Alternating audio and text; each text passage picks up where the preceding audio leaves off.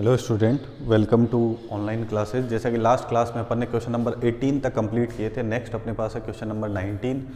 तो यहाँ पे आपको 8x इक्वल टू 0 पे आपका जो फंक्शन है वो कंटिन्यूस दिया हुआ है, सतत दिया हुआ है।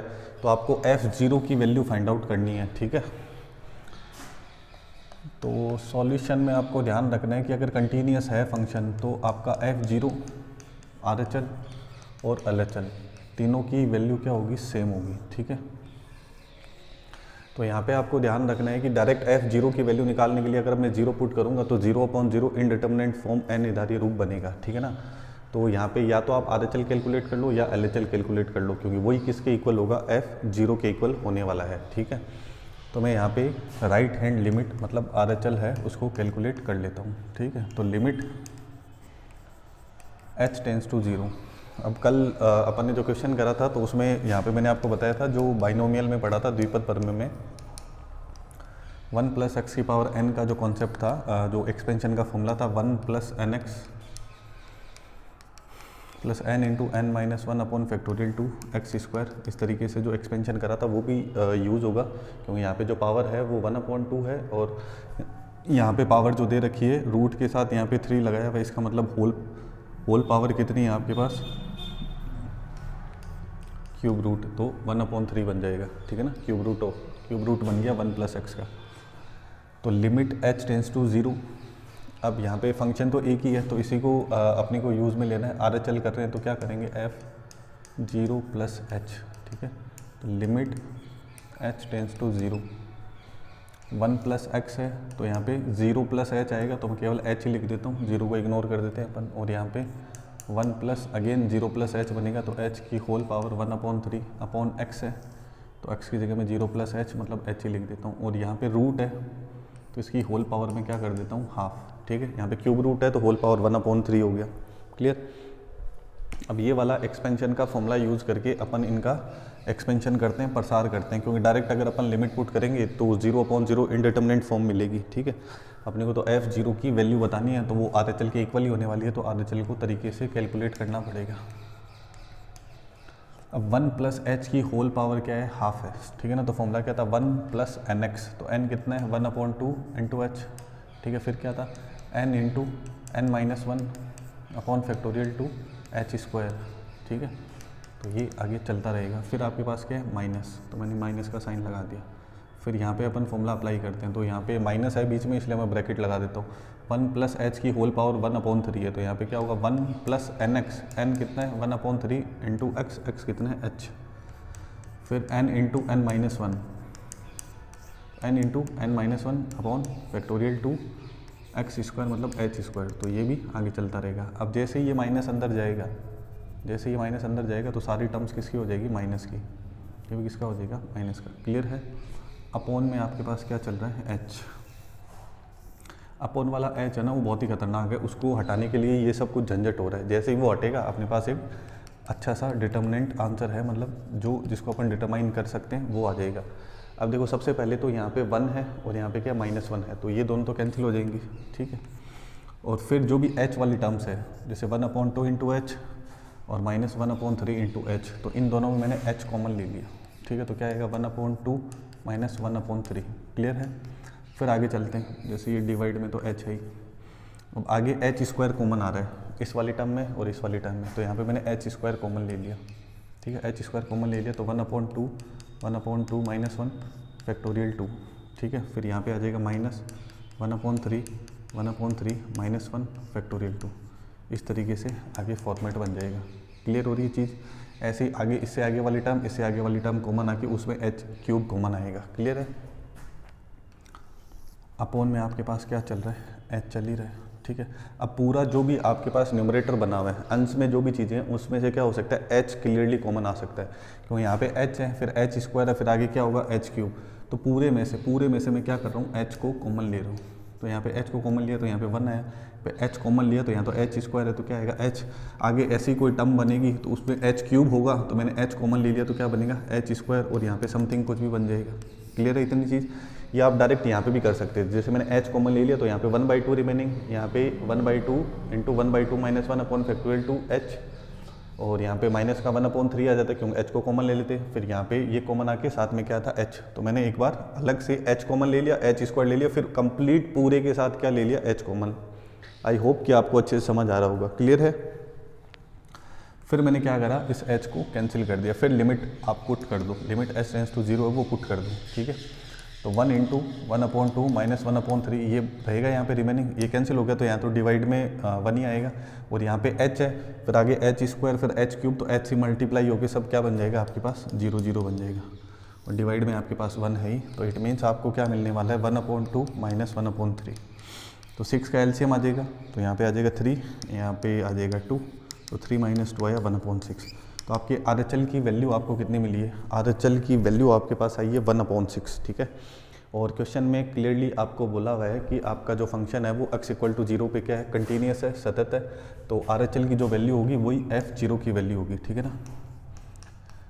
f0 = RHL इक्वल होगा तो वैल्यू आपको मिलेगी 1/6, यही आपको कैलकुलेट करके बताना है। मैंने RHL सॉल्व किया, आप LHL भी सॉल्व कर सकते हो, कोई इसमें हार्ड एंड फास्ट ऐसा कोई रूल नहीं है, ठीक है। नेक्स्ट क्वेश्चन नंबर 20, इसमें आपको x = 0 पे चेक करना है कंटिन्यूस है कि नहीं है फंक्शन, ठीक है। तो x = 0 पे क्लियरली लिखा हुआ है कि क्या है 1 है, ठीक है ना। तो x = 0 पे तो आपको वैल्यू क्या मिलेगी 1, ठीक है। अपन RHL और LHL कैलकुलेट करेंगे, ठीक है। तो पहले RHL या सपोज पहले मैं LHL कैलकुलेट करता हूँ, इससे एक कॉन्सेप्ट भी आपको समझाना है तो आपको समझ आ जाएगा। मोस्टली मैं पहले RHL या RSD जो होता है उन्हीं को करता हूँ, ठीक है। तो LHL करते हैं अपन सॉल्व, 0 पे करना है तो क्या आएगा 0 - h, ठीक है ना, f0 - h, limit h tends to 0, तो नॉट इक्वल टू 0 मतलब 0 से ज़्यादा के लिए और कम के लिए 0 + h और 0 - h दोनों में ही अपन क्या करेंगे यहाँ पे यही फंक्शन यूज़ करने वाले हैं, ठीक है। तो पहले मैं 0 - h मतलब LHL के लिए कर रहा हूँ, तो e की पावर 1/x है, तो x की जगह क्या लिखूँगा मैं 0 - h, तो यहाँ पे फाइनली क्या आएगा -h, फिर -1 e की पावर 1/x है तो 1 माइनस h आ जाएगा, ठीक है, +1 आ जाएगा। क्लियर है इतनी चीज़। अब यहाँ पे थोड़ा सा कॉन्सेप्ट आपको समझने की ज़रूरत है। बेसिकली जो e है, e क्या होता है, एक कांस्टेंट होता है, प्योर इरेशनल नंबर होता है, अपरिमेय संख्या होती है। ये क्या लिखा है मैंने, एक तो ऐसे इक्वल का साइन लगाते हैं वैसे ये, और एक ऐसे, जो आप कॉन्ग्रुएंसी में सिमिलरिटी में पढ़ते हो, है ना, सर्वांग समता और समरूपता में। तो इसका मतलब क्या है कि e की जो अप्रोक्स वैल्यू है, लगभग मान, है ना, ऐसे आप एक लगाओगे और ऐसे इक्वल लिखते हो, इसका मतलब क्या है लगभग वैल्यू, है ना। अप्रोक्सीमेशन जो वैल्यू है वो कितनी है 2.7 है, तो e तो एक कांस्टेंट वैल्यू है, ठीक है। अगर e की पावर में मैं इनफाइनाइट लगाऊं, e की पावर इनफाइनाइट का मतलब क्या है कि 2.7 की पावर क्या है इनफाइनाइट, मतलब उसको इनफाइनाइट टाइम तक लिख के आप क्या करते रहो, मल्टीप्लाई करते रहो, ठीक है ना, मतलब बार बार लिखते रहो ऐसे, तो फाइनल आंसर क्या आता है इनफाइनाइट। तो ये हमेशा आपको ध्यान रखना है कि e की पावर इनफाइनाइट क्या होता है, आपके पास इनफाइनाइट ही होता है। क्लियर है, किसी भी कांस्टेंट की पावर आप इनफाइनाइट लगोगे 2, 5, 3, -2, तो फाइनल आउटपुट क्या होगा इनफाइनाइट होगा। क्लियर है। अब e की वैल्यू इनफाइनाइट है, ठीक है, तो e की वैल्यू -इनफाइनाइट क्या बनेगा, ठीक है। तो e की वैल्यू -इनफाइनाइट को मैं क्या लिख सकता हूँ 1/e की पावर प्लस का इनफाइनाइट, है ना, जो पावर नेगेटिव थी वो डिनोमिनेटर में जाके क्या होगी पॉजिटिव, ठीक है। और ये अभी अपन ने देखा था कि e की पावर इनफाइनाइट की वैल्यू क्या होती है इनफाइनाइट, तो यहाँ पे क्या आ जाएगा 1/इनफाइनाइट, और इनफाइनाइट को अपन क्या लिखते हैं 1/0। इसको सॉल्व करेंगे तो 0 कहाँ आएगा ऊपर, तो 0/1, है ना, ये 0 कहाँ जाएगा ऊपर, तो ऐसे बन जाएगा कुछ, ठीक है ना, 1 × 0/1, तो 0/1 बना, मतलब फाइनल वैल्यू क्या आ रही है 0। तो आपको ये ध्यान रखना है कि e की पावर इनफाइनाइट तो इनफाइनाइट होता है, बट e की पावर -इनफाइनाइट की वैल्यू क्या होती है 0। आपको याद हो मैंने एक वीडियो में भी आपको बोला था, जो अपन शायद डिफरेंशिएबिलिटी पढ़ रहे थे या कंटिन्यूटी पढ़ रहे थे, मेरे को याद नहीं है, कि जब भी न्यूमरेटर और डिनोमिनेटर में e की पावर का फॉर्मेट बनता है तो आपको अगर लिमिट पुट करने के बाद में इनडिटर्मिनेट फॉर्म मिलती है, तो आपको क्या करना है वहाँ पे e की पावर को जो न्यूमरेटर डिनोमिनेटर में सेम है उसको कॉमन लेना है। अभी तो यहाँ पे कुछ प्रॉब्लम नहीं आने वाली, इसीलिए मैंने पहले LHL सॉल्व किया था, ठीक है ना, RHL में प्रॉब्लम आएगी। अब देखो जैसे ही लिमिट पुट करी तो यहाँ पे 0 - h करना था, तो 1/-h -1/e की पावर 1/-h +1, ठीक है। अब जैसे ही मैं h टेंड्स टू 0 करूँगा, लिमिट पुट कर देता हूँ मैं, ठीक है ना, तो 1/0 साथ में क्या है माइनस, तो 1/0 क्या होता है इनफाइनाइट, और साथ में माइनस है तो क्या बनेगा -इनफाइनाइट, -1 अपॉन यहाँ पे भी लिमिट पुट करते हैं, क्या बनेगा e की पावर माइनस इन्फाइनाइट प्लस 1। और अभी मैंने आपको बताया था e की पावर इन्फाइनाइट इन्फाइनाइट होता है, बट e की पावर माइनस इन्फाइनाइट की वैल्यू कितनी होती है, 0। क्लियर है? तो ये आपके पास क्या बनेगा, 0 -1 अपॉन 0 + 1। ठीक है, 0 -1 अपॉन 0 + 1, -1 अपॉन +1, तो फाइनली आपको क्या मिलेगा, -1 ही मिलेगा। क्लियर है? तो LHL को मैंने सॉल्व किया, ठीक है, बता दिया मैंने आपको कितना मिला, -1। अब यही सेम कॉन्सेप्ट अपन किस में अप्लाई करेंगे, RHL में।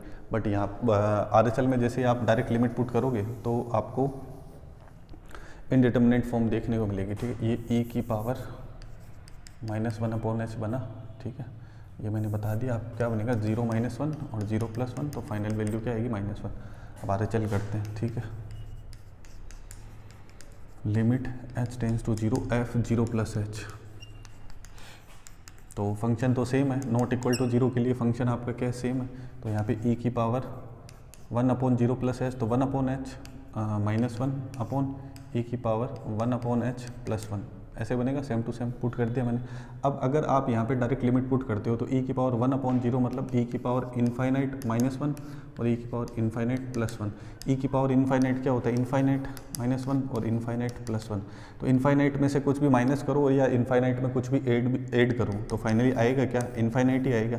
और इन्फाइनाइट अपॉन इन्फाइनाइट क्या बनेगा, वापस 0 अपॉन 0। क्यों, इन्फाइनाइट क्या होता है, 1 अपॉन 0, 1 अपॉन 0, तो ये वापस क्या बना, 0 अपॉन 0, जो कि इनडिटर्मिनेंट फॉर्म है। क्लियर है? तो इसको सॉल्व करने के लिए जो मैं कॉन्सेप्ट बता रहा हूँ ध्यान रखना, हर क्वेश्चन में यही फॉर्मेट काम करेगा। अगर आप लिमिट पुट कर रहे हो और e की पावर वाला क्वेश्चन है जिसमें न्यूमरेटर में भी e की पावर है और डिनोमिनेटर में भी e की पावर है, ऐसा एक एग्जाम्पल भी आपको मिल जाएगा। क्यों, 0 - h करने में कोई प्रॉब्लम नहीं है, क्योंकि वहाँ पे 1 अपॉन -0 बन रहा था, तो वो क्या बन गया, माइनस इन्फाइनाइट। लेकिन प्लस इन्फाइनाइट में अगर आप इन्फाइनाइट रखोगे तो इन्फाइनाइट अपॉन इन्फाइनाइट बनेगा। तो वो इन्फाइनाइट अपॉन इन्फाइनाइट क्या है, 0 अपॉन 0, एक इनडिटर्मिनेंट फॉर्म है, अनिर्धारीय रूप है। तो इसको कैसे करना है, तो उस केस में दो तरीके हो सकते हैं, या तो न्यूमरेटर और डिनोमिनेटर में से वो अगर सेम चीज़ है अंश और हर में, तो उसको कॉमन ले लो, अपना काम हो जाएगा। जो 1 अपॉन h है उसको -1 अपॉन h बना लेंगे अपन पावर को। ठीक है, या फिर क्या हो सकता है, एक्सपेंशन का फॉर्मूला लगाना पड़ेगा। ठीक है, तो दूसरा वाला तरीका ज़्यादा ईजी है मेरे हिसाब से, कॉमन लेने वाला, और कुछ नया भी है। एक्सपेंशन आप पहले भी कर चुके हो। तो e की पावर 1 अपॉन h को मैंने क्या करा, न्यूमरेटर में से कॉमन ले लिया। ठीक है, तो यहाँ पे क्या आ जाएगा 1, और यहाँ पे e जहाँ पे -1 है तो 1 की जगह तो e की पावर 1 अपॉन h है नहीं, कॉमन लिए, ज़बरदस्ती कॉमन लिए, तो ये कहाँ चला जाएगा, इसके डिवाइड में। ये चीज़ क्लियर हो रही है? ठीक है, और डिवाइड में e की पावर 1 अपॉन h को अगेन मैंने कॉमन ले लिया, तो यहाँ पे आ जाएगा 1 + 1 अपॉन e की पावर 1 अपॉन h। तो ये दोनों वैल्यूज़ क्या हो जाएगी आपके पास, कैंसिल। ठीक है, अब क्या बना आपके पास, लिमिट h टेंस टू 0। देखो 1 माइनस ये तो दोनों कैंसिल हो गए। अब यहाँ क्या, 1 अपॉन e की पावर 1 अपॉन h है। e की पावर 1 अपॉन h न्यूमरेटर में है, और जैसे ही डिनोमिनेटर में, जैसे ये न्यूमरेटर में आएगी, पावर जब ट्रांसफ़र होगी जो डिनोमिनेटर से न्यूमरेटर में, तो क्या हो जाएगा, साइन चेंज हो जाएगा। 1 अपॉन h क्या हो जाएगी, -1 अपॉन h। क्लियर? ऐसे ही सेम टू सेम यहाँ करेंगे तो ये पावर भी ऊपर आ जाएगी, तो प्लस e की पावर -1 अपॉन h बन जाएगा। अब यहाँ पे अपन लिमिट पुट कर सकते हैं। ठीक है, क्योंकि -1 अपॉन 0 बनेगा, तो e की पावर क्या बनेगा, माइनस इन्फाइनाइट, और 1 + e की पावर माइनस इन्फाइनाइट। और e की पावर माइनस इन्फाइनाइट की वैल्यू अभी बताया था मैंने, माइनस इन्फाइनाइट की वैल्यू कितनी होती है, 0। तो ये क्या बनेगा, 1 - 0 अपॉन 1 + 0। तो 1 अपॉन 1 क्या बना, 1 अपॉन 1 क्या बनेगा, 1। क्लियर हो रही है? अब देखो 0 पे वैल्यू क्वेश्चन में 1 दे रखी थी, RHL भी आपका क्या है, 1 आया, बट अपन ने LHL को सॉल्व करा था तो वो क्या मिला था, -1। तो क्लियरली आप लिख सकते हो कि RHL is not equal to LHL। तो function fx is not continuous at x = 0। आपका जो फलन है fx वो x = 0 पे सतत नहीं होगा। ठीक है ना, इस तरीके से इस टाइप के क्वेश्चन को सॉल्व करते हैं। ठीक है, देखते हैं नेक्स्ट क्वेश्चन। 21 क्वेश्चन में fx = sin x के लिए आपको बोला हुआ है कि x के किन वैल्यूज़ के लिए ये डिफरेंशिएबल होगा, x के किन मानों के लिए ये अवकलनीय होगा, है ना। तो साइन एक्स है वो हमेशा डिफरेंशिएबल होता है for it every value of x, मतलब एक्स बिलोंग्स टू आर में से कोई भी वैल्यू आप ले सकते हो, उस पर ये डिफरेंशिएबल होगा। और साइन एक्स का डिफरेंशिएशन आपको पता है क्या होता है, कोस एक्स। तो इन शॉर्ट जैसे अपन फर्स्ट प्रिंसिपल में करते थे 11th में, वैसे करके बताना है। ऐसा क्वेश्चन आपके पास 6.2 में स्टार्टिंग के जो फर्स्ट क्वेश्चन था उसमें first second third fourth part था, तो उसमें भी ऐसा ही बना था। तो सेम उसी तरीके से सॉल्व करना है, ठीक है। तो एग्ज़ाम में आप करने के लिए कुछ तो होना चाहिए अगर इन केस क्वेश्चन आता है तो। और ये राजस्थान बोर्ड में आपको 2008 में बोर्ड एग्ज़ाम में भी पूछा हुआ है, हालांकि बहुत पहले पूछा हुआ है, तो अभी भी कुछ आ ही सकता है क्वेश्चन। तो ऐसे नहीं लिख सकते, अगर आप 2 या 3 नंबर का क्वेश्चन आएगा तो आपको एक्सप्लेन करके बताना पड़ेगा, ठीक है। तो मैं किसी भी वैल्यू पे चेक कर लेता हूँ, तो मैं लिख लेता हूँ 8x = c पे, 8x = c पे, और यहाँ पे बोल देता हूँ वेयर जहाँ पे c बिलोंग्स टू क्या है, r है, एनी रियल नंबर, ठीक है। तो साइन x का कोस x होता है, तो साइन c का क्या होगा, कोस c। तो अपन चेक कर लेते हैं इसका RSD और LSD, फिर पता चल जाएगा अपने को, है ना। RSD LSD चेक करने के लिए सॉरी FC चाहिए होगा, c पे चेक कर रहे हैं, तो ये क्या बन जाएगा, साइन c। और आपको चाहिए होगा c + h, तो ये बन जाएगा साइन c + h, ठीक है। सेम वैसा ही कॉन्सेप्ट बनेगा जैसे 11th में अपन ने करा था, c - h, तो ये क्या हो जाएगा, साइन c - h। जिन स्टूडेंट ने फर्स्ट प्रिंसिपल नहीं पढ़ा था, आउकलन का प्रथम सिद्धांत, तो ये उसी से रिलेटेड है, ठीक है। तो वो यहाँ पे अब RSD का फॉर्मूला लिखता हूँ मैं। RSD का फॉर्मूला क्या होगा, limit h tends to 0, FC पे चेक कर रहे हैं तो c + h - FC / h, ठीक है।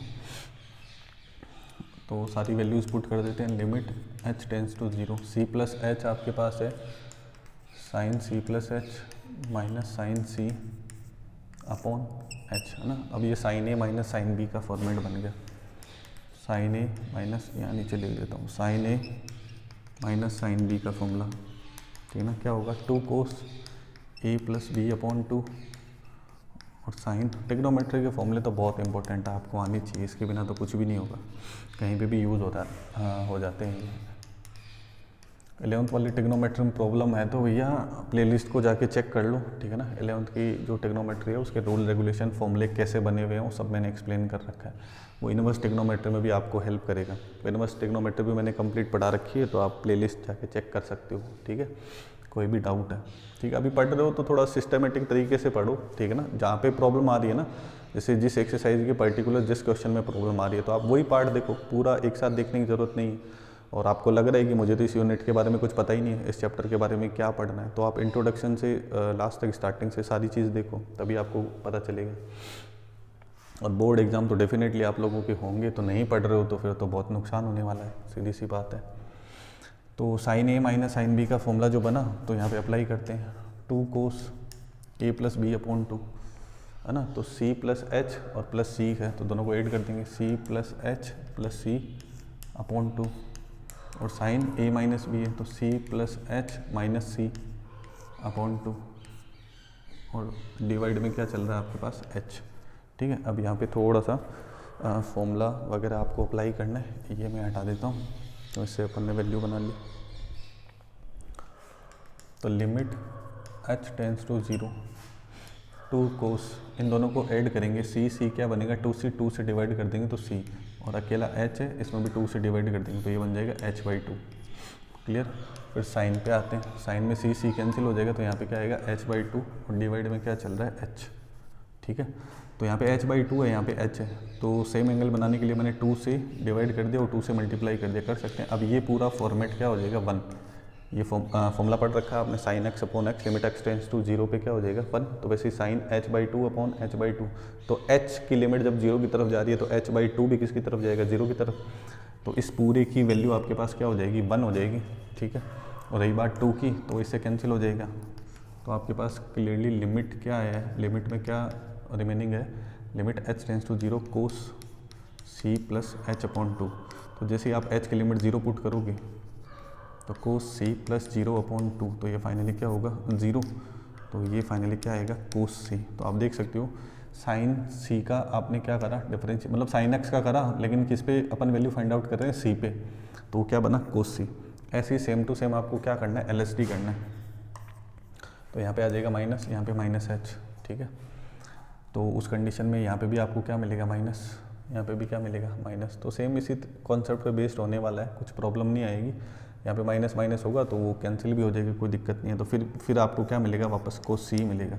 इट मीन्स RSD और LSD दोनों आपके पास क्या आएंगे, इक्वल आएंगे। कहाँ पे चेक कर रहे थे अपन, 8x इक्वल टू सी पे, और c के लिए मैंने क्या बोला था, c क्या हो सकता है, कोई भी रियल नंबर हो सकता है। तो इतना करने के बाद आप क्लियरली लिख सकते हो, क्या लिख सकते हो कि x इक्वल टू सी आपने जो लिया, c क्या है, एनी रियल नंबर, कोई भी रियल नंबर हो सकता है, कोई भी वास्तविक संख्या हो सकती है ना। तो कोई भी रियल नंबर के लिए अगर आप बात करोगे sin x की, तो वो वहाँ पे क्या होगा, डिफरेंशिएबल होगा, अवकलनीय होगा। तो इतना करने के बाद आप लिख सकते हो it every value of x when x belongs to real number sin x is differentiable, ठीक है ना। sin x क्या होगा, अवकलनीय होगा, ठीक है यार। अभी तक वीडियो को देख रहे हो, वीडियो पसंद आ रहा है आपको, क्वेश्चन आंसर सब समझ में आ रहे हैं, तो वीडियो को एक लाइक कर दो, चैनल को कर लो सब्सक्राइब, ठीक है। और मेरे से अकेडमी में पढ़ना चाहते हो तो मेरी प्रोफाइल का लिंक आपको डिस्क्रिप्शन में मिल जाएगा, तो वहाँ पे आके आप ज्वाइन कर सकते हो। नोट्स वगैरह चाहिए तो टेलीग्राम ग्रुप का जो चैनल है उसका लिंक मिल जाएगा। फेसबुक और इंस्टाग्राम पे आप फॉलो कर सकते हो, लिंक आपको प्रोफाइल में मैं दे दूँगा, ठीक है। तो मिलते हैं नेक्स्ट क्लास में, आज के लिए बस इतना ही। Thank you so much.